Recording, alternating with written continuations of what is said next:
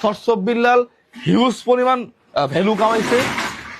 Well, তোমার এই ভ্যালুটাকে কাজে লাগে মানবিক কাজ করো, অন্য কাজ করো।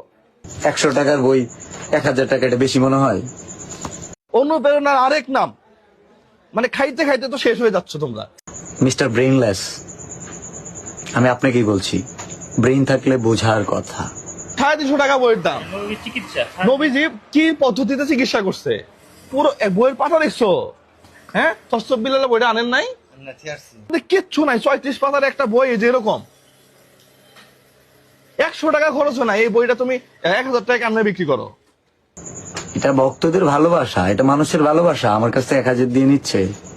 ওই 2 পাতার একটা গুগলে সার্চ দিলে ওরগুলা বাণী অহরহ আসবে। ওই যে বই লিখছে, আমি চ্যালেঞ্জ দিয়ে বলতে পারি, আমি যদি 6 ঘন্টা বসে থাকি ওই রকম বই আমি 2টা লিখবো। লিখে ফেলেন আপনি। আপনার ভালোবাসলে আমি 1 লাখ দিয়েও নিতে পারি, আপনার ভক্তরাও নিতে পারে। আমিও বিএসসি ইঞ্জিনিয়ার, মাল মাথার মধ্যে একবারে কম আছে তা না, কিন্তু মানুষকে ঠকাইতে পারবো না, কথা স্পষ্ট।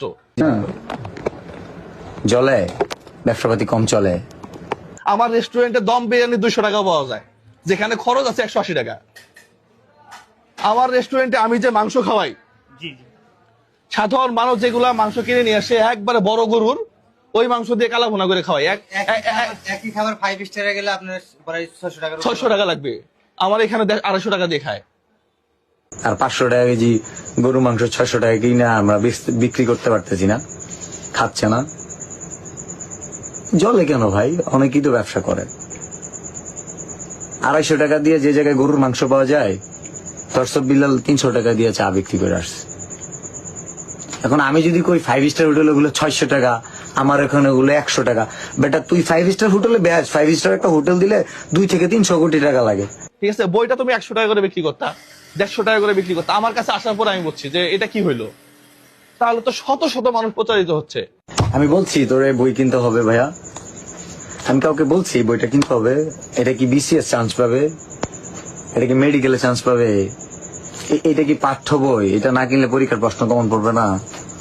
আমি এক সরসব বিল্লালকে খুশি করার জন্য চুপ করে থাকলাম, কিন্তু এই যে শত শত মানুষ প্রতারিত হচ্ছে, এটা তো আমার দায়বদ্ধতা আছে। ওই যে বলছি না, কিছুটা সফল হলে হিংসুকেরা যদি অহংকারী বলে, বিষয়টা সহজভাবে নিতে পারে না।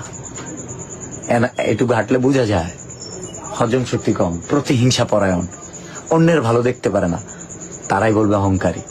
লজ্জা লাগে। মানে মানুষের বয়স হইলে যথেষ্ট, একটা মানুষ যদি সিনিয়র থাকে, তার সিনিয়র একটা রোল থাকে,